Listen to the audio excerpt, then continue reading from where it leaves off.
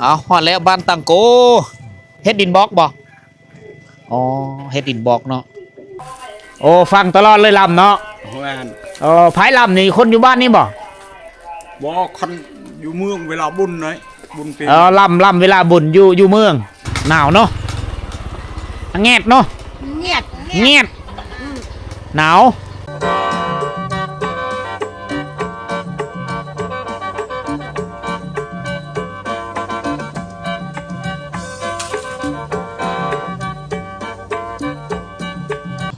สบายดีย่ำเสาทุกคนก็มีเสาไปเลยนะ9 โมง 10 โมงกันแล้ว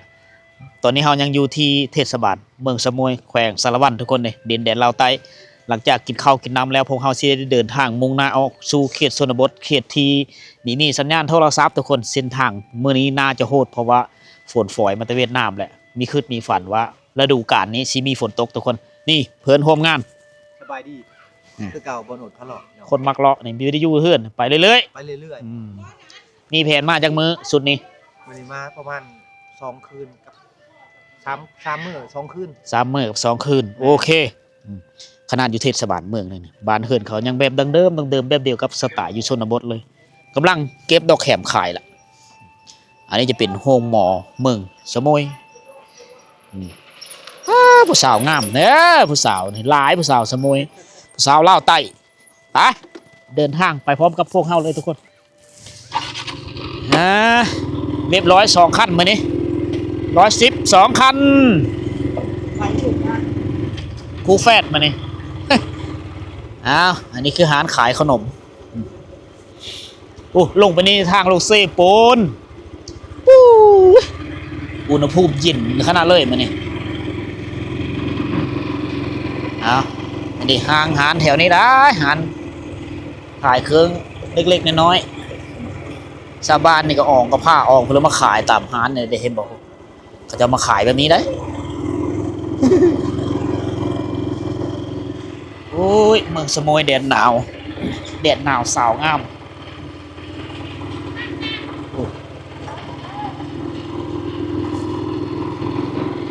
โอ้ยเฮาสิไปรอดอยู่บ่วะมื้อนี้มีฮู้ว่าเฮาสิไปได้สำเร็จเด้อเพราะว่ามื้อนี้ฝนตกมื้อนี้นะเสื้อกันฝนก็ไม่ได้ถือมานำอ้าวผจญภัยกับฤดูฝนของเวียดนามทุกคนเลยวิทย์ฝนลาวแล้วผัดฝนมาตะเวนนี่ได้บัดนี่ระยะมันท้องถิ่นเขาเจ้าแถวนี้มันเป็นแนวนี้ตลอดปี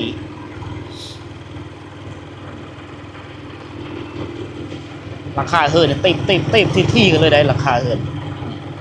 เขาเจ้าปลูกกันแบบที่เลยเอาค่อยกินได้ขนมนี่นี่มาขนมนี่ค่อยเอาไรผู้สาวสมยนี่ปุ๊บเลยเอาทุกคนเลย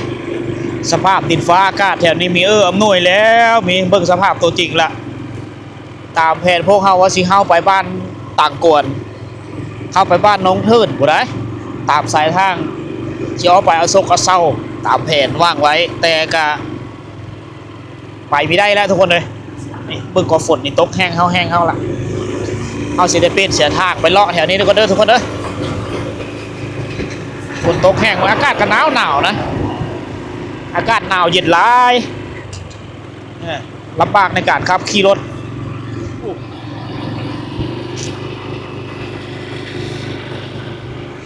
เป็นเรื่องก็ตามพวกเขาสิพาทุกคนไปเที่ยวชม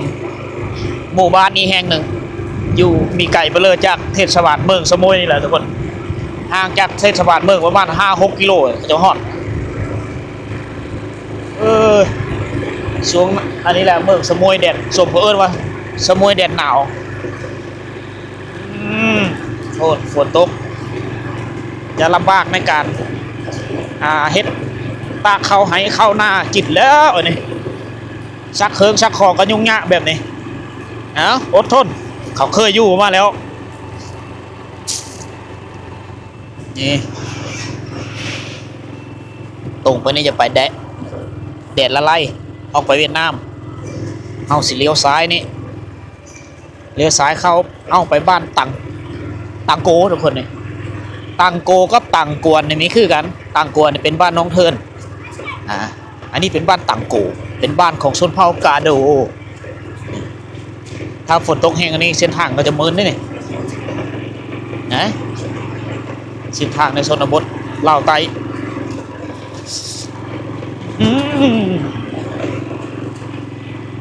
ผมขึ้นบ่ฝันว่าฝนมันสิตกมาฮอดฤดูกาลนี้เอาไปฝนตกก็ไปทุกคนนี่ได้อยู่นี่สวนมันต้นเขาเจ้านี่มาฮอดเลยนะอันนี้คือบ้านต่างโกเมืองสมวยแขวงสารวันห่างจากเทศบาลเมืองมากประมาณ5กิโลเมตรก็จะฮอดหมู่บ้านนี้อันนี้สมเขาเอิ้นว่าต่างโกลีรอนะก็จะตั้งอยู่ตามโน่นผู้เลยบ้านนี้เป็นบ้านที่งามนะเอาสิได้ฟ้ารถไว้นี่แหละเฮ้ย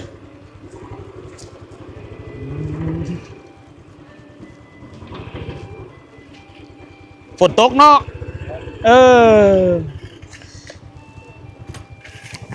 เอาฮอดแล้วบ้านต่างโกเฮ็ดดินบล็อกบ่อ๋อเฮ็ดดินบล็อกเนาะตับโลลามตับโลเวียดนามเอิ้นตับโลเลยเอาบรรยากาศฝนตกอากาศก็หนาว11-12 องศาทุกคนได้มั้ยนี่ฮะพักผ่อนจากการเฮ็ดไร่เฮ็ดนาแล้วก็อยู่เฮือนเด้เขาเจ้าก็ได้ลกมันต้นแล้วบ่ลกแล้วเนาะเอาผลิตดินบล็อกเองเขาเจ้าก็ได้เพื่อเอาไปเฮ็ดเฮือน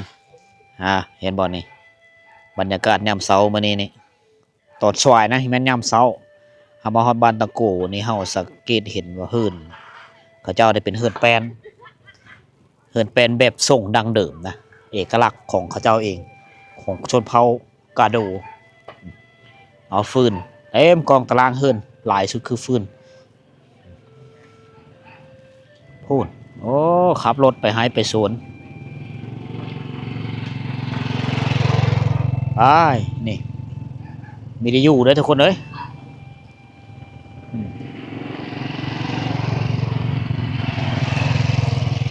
ไปสวนแล้วลกมันต้นฮะสิพาทุกคนย่างเลาะบ้านนำกันทุกคนเที่ยวชมหมู่บ้านชนบทในตอนสวยๆเขาเจ้าจะเฮ็ดเฮือนแปลนแอมฝาแปลนแล้วเขาเจ้าจะทาสีแดงนิยมกันไซเป็นสีแดงหลังนี้จะเป็นเฮือนดังเดิมกระเบื้องนี่กระเบื้องที่เจ้าก็เอามามุงเฮือนนี่หลังคาเฮือนเขาเจ้าส่วนหลายจะเป็นนำเข้ามาจากเวียดนามนะกระเบื้องเวียดนามจะไม่มีสีโอ้บรรยากาศคักขนาดเลยเงียบเจี๊ยดเลยทุกคนนะบรรยากาศจะเงียบเหงาผู้คมกับก้มเงยผู้บางคนก็ไปให้ไปโซนส่วนหลายก็ไปให้แหละไปโซนและส่วนหลายเฮือนนี้หนาเฮือนนี่เฮือนคักเลยเฮือนพระเจ้างามเลยเฮือนแน่นหนาทาวรเฮือนเครื่องทาวรล่ะเป็นเฮือนเป็น แต่สดทรงออกมาเป็นโบราณดังเดิมอยู่คือทรงเก่าต่างแต่ว่าเอาไม้แปลนมาเอ็ดแล้วมันคือเซ่เขาเจ้าจะเอาเซ่เอาหินเอาทรายเอาแห้งเอาทรายมาจากเซ่ขึ้นมาเพื่อเฮ็ดเฮือนทุกคนตีดินบล็อกเองเขาเจ้าก็ได้เฮือนหลังนี้ไม่มีคนอยู่น่าจะเป็นเฮือนหางแล้วตัวนี้มันได้ยินเสียงนกกังแก่ของเอื้อน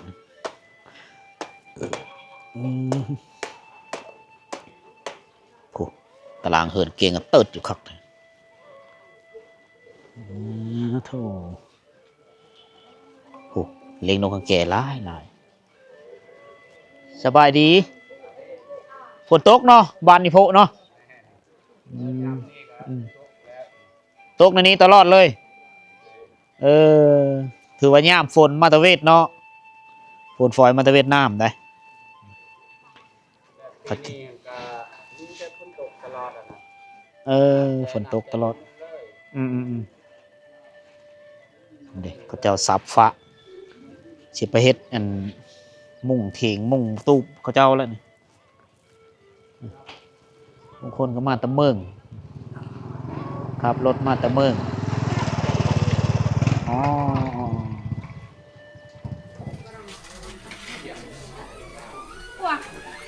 จบแล้วเห็นเนาะอ๋อ จบวิชาชีพแล้ว จบวิชาชีพแล้วอ่าไปห้องหมออีกบ่นี่ไปเอาแม่น้องนี่เขามาถ่ายเพิ่นมือกดๆมาแล้วมากับกี่ตุ้ยทุกคนเลยแม่เพิ่นมีสบายเพิ่นกลับไปเอาแม่เพิ่นอยู่ห้องหมอเมืองสมุยเพิ่นแหละเอ้ยพัก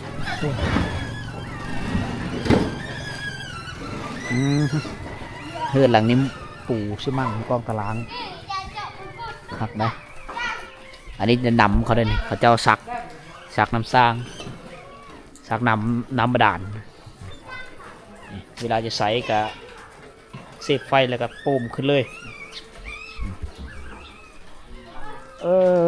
ฝนตกลิ่นแล้วมันนี่ฝนตกฝนฝอยเลยพวกห้าวไปนี่คือสีฮอดตะนี่แหละทุกคน มีแต่ฮอดชื่อเลยดอกบ้านนี่ตั้งยาวไปตามสายทางนี้เลยได้ตั้งอยู่โน่นผู้เด็กเฮิร์นกอกับหลายหลังนะพอเวลามีงานพอบ้านมันก็จะอโลโปข้าวอยู่ปักเลอประกาศโทรโค้งนี่แหละ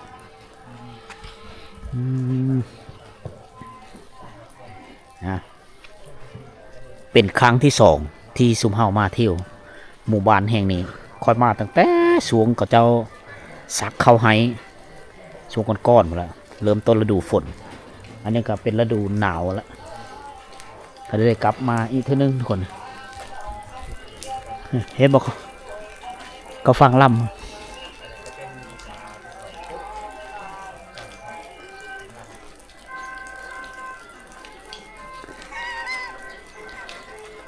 โอ้เขาจะฟังขับลำ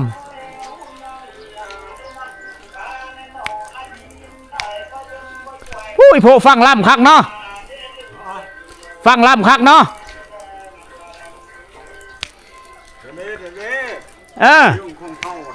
คักเนาะ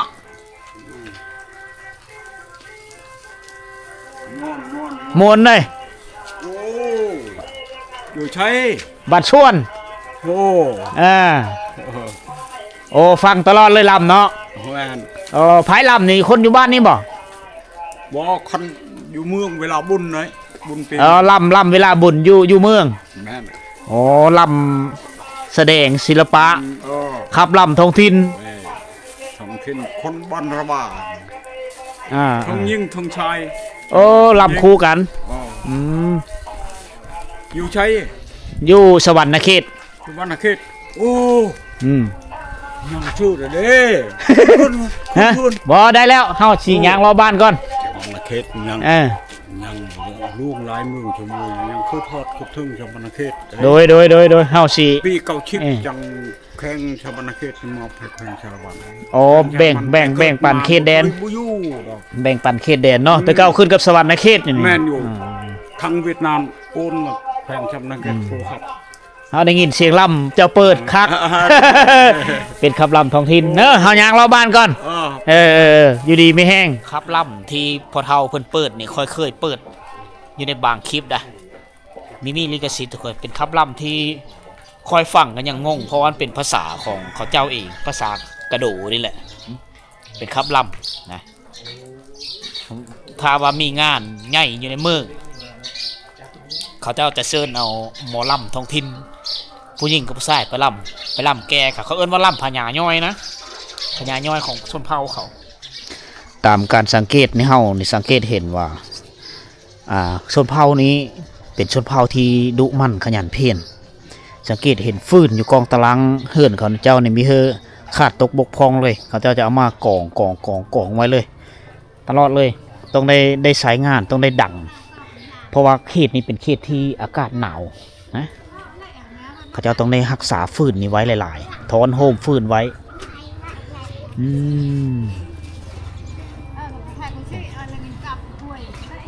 โอ้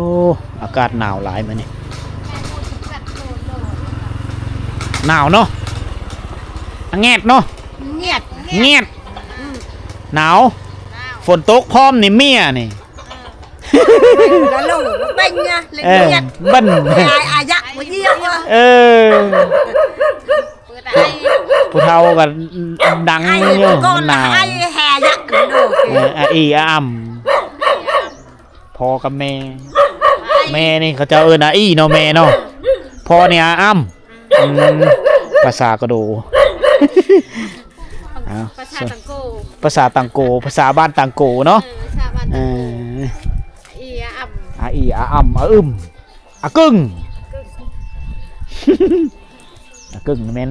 อากึ่งนี่แม่นมะเขือนะพูดอยู่บ้านนี่จะมีอยู่เฮือนหลังคาเฮือนหลังนั้นจะเป็นนั่นมีสัญญาณอินเทอร์เน็ตทุกคนเลยชาวบ้านก็มาจุ่มกันอยู่หั่นแหละเอาบรรยากาศก็สิเงียบเหงาได้หน่อยนึงทุกคนเลยแต่เฮามาเห็นแล้วเฮาก็มีความสุขแล้วก็มวนซื่นได้ไปกับการท่องเที่ยวทุกคนอยู่นี่จะเป็นนั่นบอนเขาเจ้าลินอินเทอร์เน็ตอยู่นี่เฮือนหลังมาเช็คสัญญาณอยู่นี่ได้พออยู่จุดนี้จุดเดียวที่สัญญาณแห้ง